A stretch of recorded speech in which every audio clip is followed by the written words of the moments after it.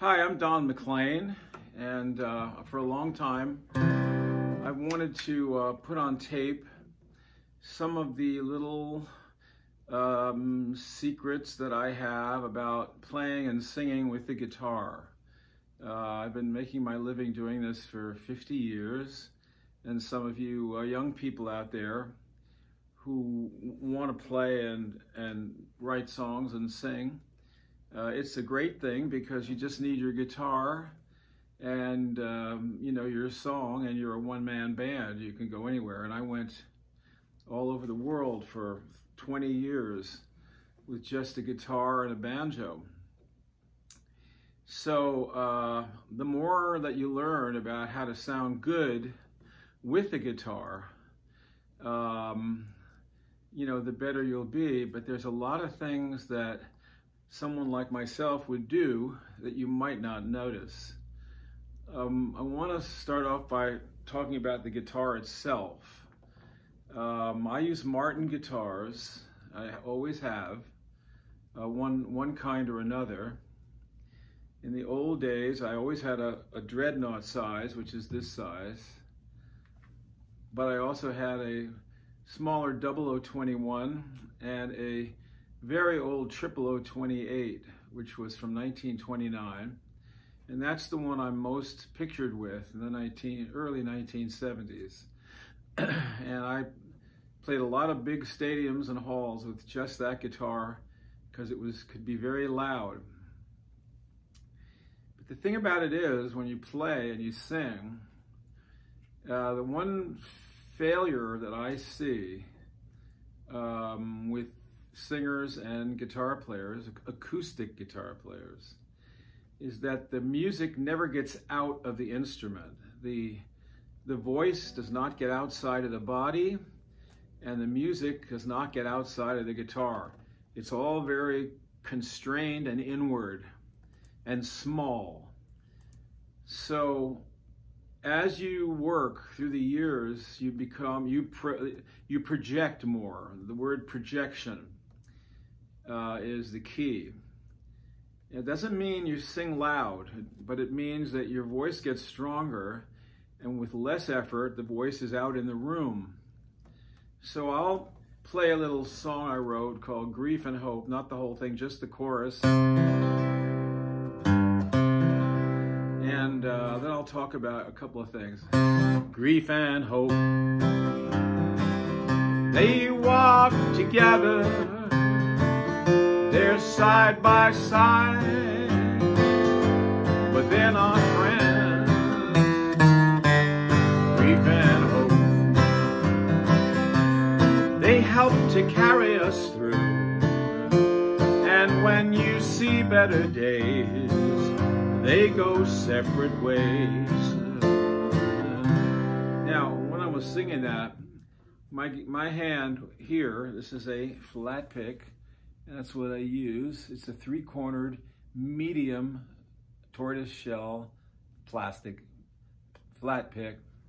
I like 3-cornered pick because if you're wailing away on something, and this breaks, sometimes this tip will break off, you can just turn it around and you've got another one, and you got one after that. So you don't have to lose the pick and go fiddling around and stop everything while you go through your pockets to try to find another pick. So that's why I use these. Anyway, I move my hand back toward the bridge when I want the tone to be more trebly and tight. Over the whole, a little bit mellower, and up here. So this can be a very wonderful, almost Hawaiian kind of a rhythm.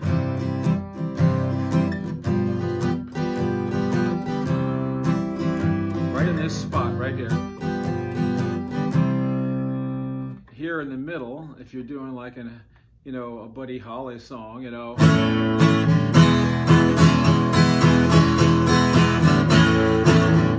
and you would vary, you'd go toward the bridge, you want to get a little more treble in the chords.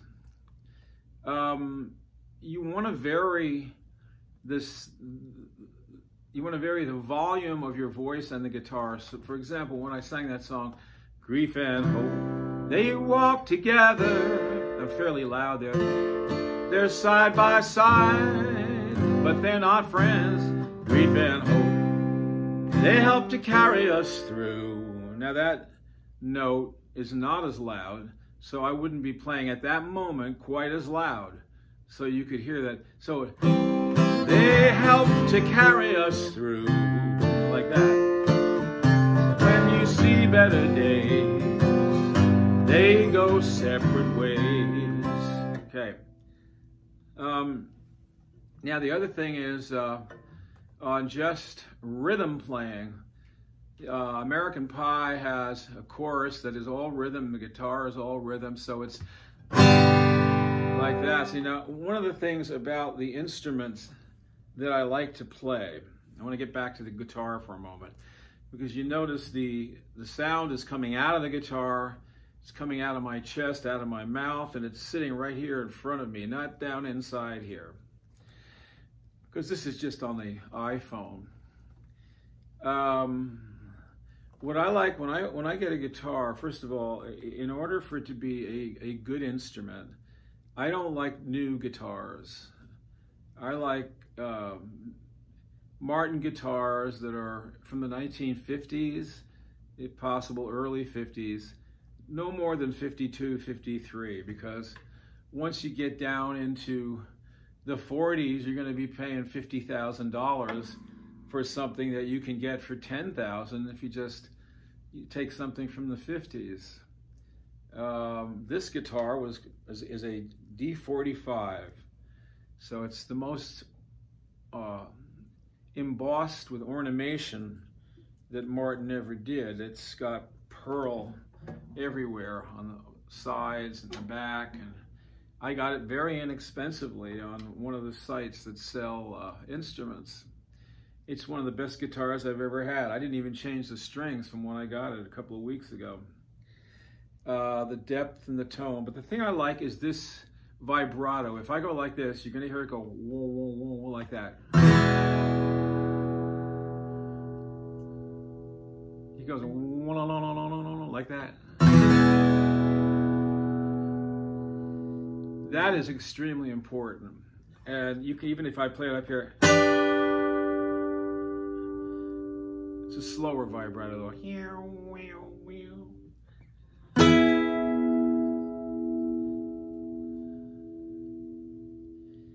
It's got to have that, and it's got to have a regal, rich, beautiful tone, but it's got to linger a long time. Because when you're singing with the guitar, you want the guitar to envelop your voice, not quit every time you quit playing a note. Everything is continuing on, so you get this wave of sound with your voice and guitar together. So bye, bye, Miss American Pie. Drove my Chevy to the levee, but the levee was dry. And good old boys are drinking whiskey and rye, saying this will be the day that I die. This will be the day that I die. Now, I'm playing that pretty hard. And when I'm in my group, my guitar has a wire. I don't have it wired up. This has just got the regular peg, but it's usually, place for the wire, and so it's actually electrified in addition to me playing really loud. So you can see when you put four other guys also who know how to create good tone and volume, controlled volume, like I'm trying to tell you, controlled volume. It's not just all one thing in your face, because in order to have any kind of drama or any kind of effect, you must get quiet and then you get loud. In other words, dynamics. This is something that everybody who makes music, orchestras do it, swing bands do it, rock and roll groups do it, soloists should do it. But most of the soloists that I see don't do it. They play at one volume and they keep on and they sing, and it's fine, but they haven't learned how to control the voice and guitar and the marriage between the two, and how to get the voice out in the room, outside your body, and the guitar, the sound outside the guitar. So now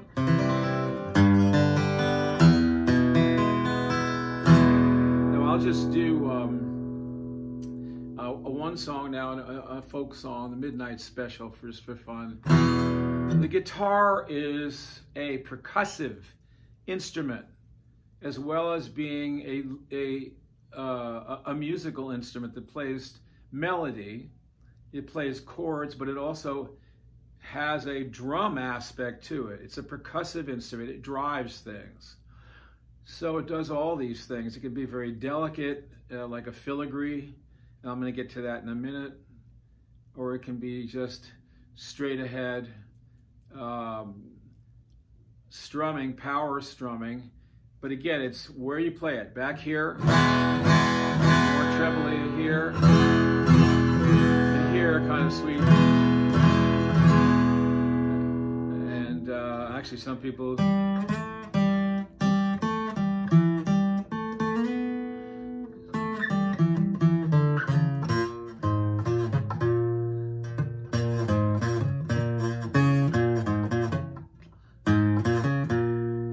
kind of a neat sound when you have your hand right over these frets. I do not like cutaway acoustic guitars. No acoustic players, except for maybe Django Reinhardt, ever played up here on an acoustic guitar. It's all for looks, so people think it looks kind of like an electric. It's a useless, stupid thing, because you're getting rid of about 12 or 15% of the guitar's resonance area by putting that cutaway in, and absolutely nobody plays up here that, you know, play acoustic guitar for the most part. So it's something to avoid if you buy a guitar. So now, I'm going to now go over to finger picks. And I want to point something out. I'll put these on.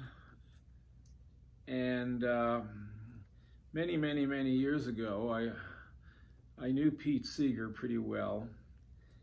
And he wore his finger picks like that, pretty much, with a thumb pick when he played the 12-string guitar. He wore them differently when he played the banjo.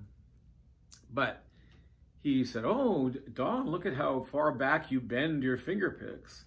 So we'd have a little finger pick discussion, which was, you know, you couldn't have that with too many people. His were very straight out.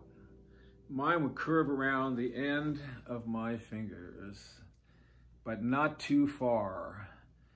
So I could actually bend this one back a little so that there's a nice connection. So now when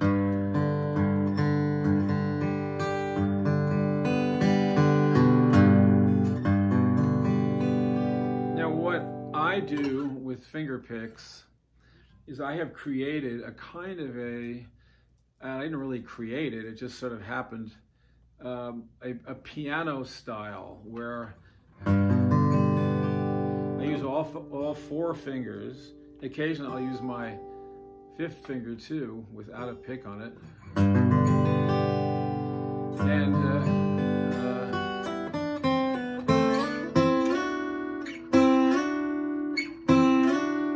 here's how it sounds. I feel the trembling tingle of a sleepless night creep through my fingers, and the moon is bright. Beams of blue come flickering through my window pane, like gypsy moths that dance around a candle flame. And I wonder if you know that I never understood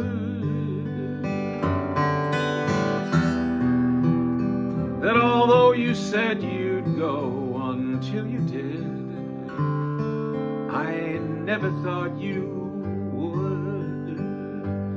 Now, I moved my hand again back toward the bridge when I wanted the guitar to be a little bit brighter. So, wonder if you know, back there, see, that I never understood. That one to be a little mellower. That although you said you'd go until you did, I never thought you would. I moved it back again because I want these notes to come out.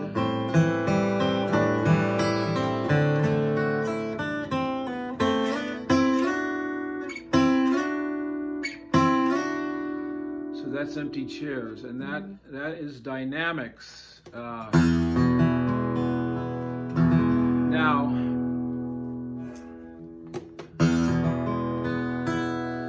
the guitar is, as I said before, it's a lead instrument, it's an accompaniment instrument, but it is also a percussive instrument. So,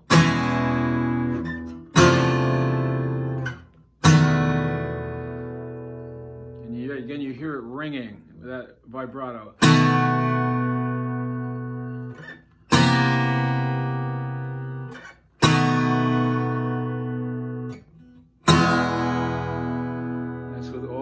My fingers, but I am pulling those strings and getting that tone out of the instrument. Someone else might try it and go, whatever. I can't even do it as quiet as somebody might do who does not have the control over the strings that I'm trying to show you. I learned how to do this from Josh White when I knew him back in the 1960s. It's one thing I've taken from him. I don't play anything like him, but when I'm playing a song, let's say, and again, you hear that vibrato. The guitar has opened up now since I've been talking to you. It's even doing it more. So if I sing,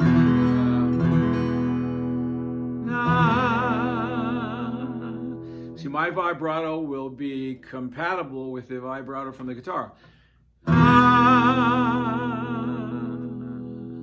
See, and it gives a whole marriage of sound. It's not just a voice singing with the guitar. Now, the guitar is an instrument that you can do anything with. You can be Segovia and play the classical guitar. You could be Clapton or somebody who's a great electric guitar player, lead guitar player. You could be Django Reinhardt, you know, who played a sort of a gypsy jazz sound. You can be Woody Guthrie, who basically only knew, you know, 2 or 3 chords and was a terrible guitar player, but he had the songs in his head. So, you know, if he sang a song like an old folk song, you know, he said, more pretty girls than one, more pretty girls than one. It'd be like no embellishments, but the song is there. So the key is the music has to be there and the song has to be there. And you can do whatever you want. I do what I'm trying to tell you. I marry these two sounds. I'm very careful about the tone of the guitar and the tone of my singing, which at the moment is not all that great because I've had a little nasal trouble, which I get all the time. But you're getting the idea. Now, if we do a song like The Midnight Special, I'm going to do a few things now, percussive things, with the song and using my finger picks, okay? One day, I was walking along, heard the Midnight Special, singing a lonesome song, right? I'll do it a little higher key. Again, it's ringing. One day, One day I was walking along, I heard the midnight special singing a lonesome song. Okay.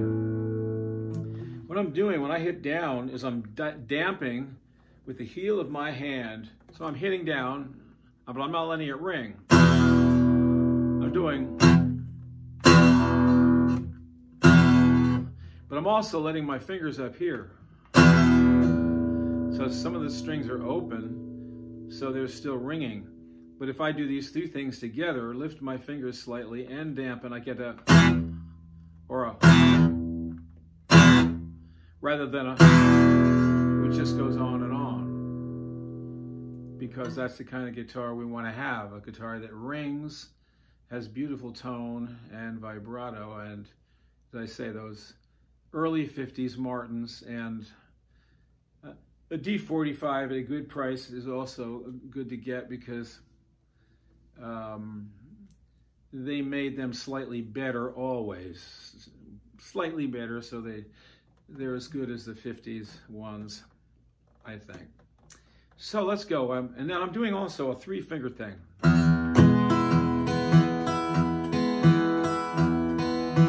It's not a Travis style. Travis was basically Merle Travis. And he came up with a 3-fingered style which put syncopation into country music. And Earl Scruggs, with his 3-fingered style banjo and bluegrass, put syncopation and roll into that same music. Prior to that, you had a very stiff country kind of sound that was country music. I'm talking about prior to the 1940s. You had like Uncle Dave Macon, rock about my Sarah Jane, rock about my Sarah Jane. Oh, there's nothing to do but to sit down and sing, rock about my Sarah Jane. That's how Dave Macon would sing it. Travis would come along and sing, rock about my Sarah Jane, rock about my Sarah Jane. Oh, there's nothing to do but to sit down and sing, rock about my Sarah Jane. Syncopation. So we go to the midnight special. One day, I was walking along, I heard the midnight special singing a lonesome song. Oh, let the midnight special shine a light on me. Let the midnight special shine a ever-loving light on me. Now what I did there, remember I told you about that 3-finger thing? So it was, I heard the midnight special, that thing, shine its light on me. Well, you wake up in the morning, hear the ding-dong ring, and you go marching to the table. You see the same damn thing, flapjacks and molasses. Now that's like, in normal musical terms, what that is, flapjacks and molasses. I'll do that all the time. Not all the time, but from time to time. It's like a horn stab. You know, horns go bam, bam, like that. So you can get your acoustic to do the same thing. So here you got horns with this, and you got a percussion down here with the heel of your hand, and these fingers coming up, making that happen. And then you got your Travis style, or your 3-fingered style pick.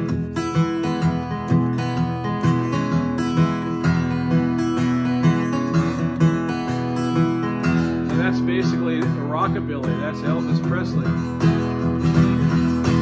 Well, that's all right, Mom. That's all right with you. That's all right, Mom. Any way you do, well, that's all right. That's all right. Well, that's all right now, Mama. Any way you do.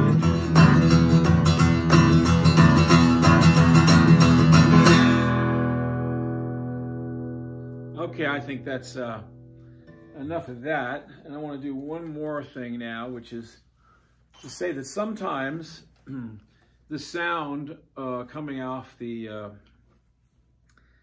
the sound system in a hall is so good that you don't need finger picks, which I've had on this whole time, to make the sound ring out, but it's a little bit softer. And so, and I love you so. People ask me how I've lived till now.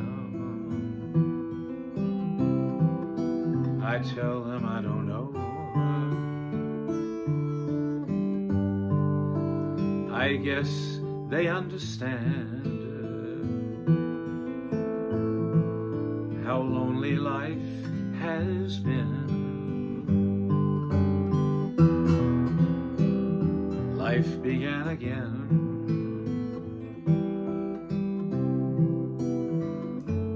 You took my hand. This is my the piano style that I told you about in the beginning.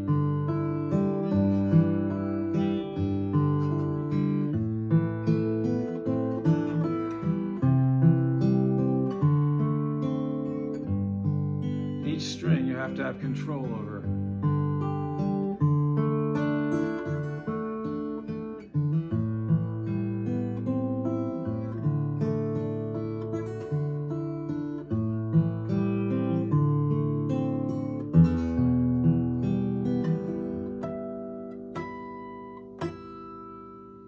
There's a guy, I don't know if I can do this,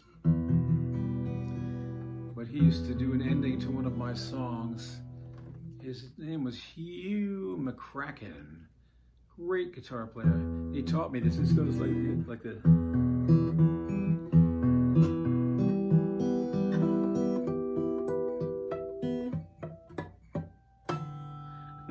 That's not quite right, but it's at the end of one of the songs.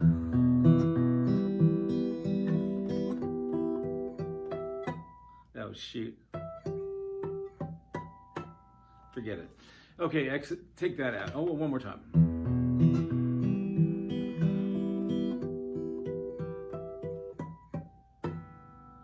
Yeah, something like that.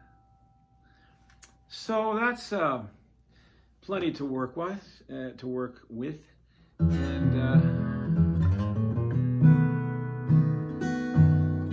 see.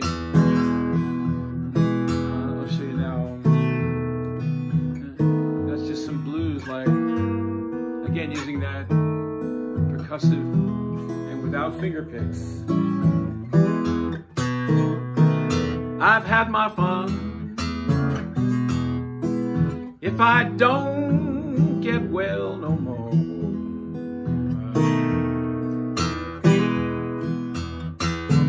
I've had my fun.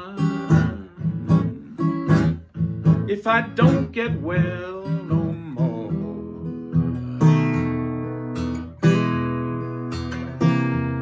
My health is failing me, and I'm going down slow.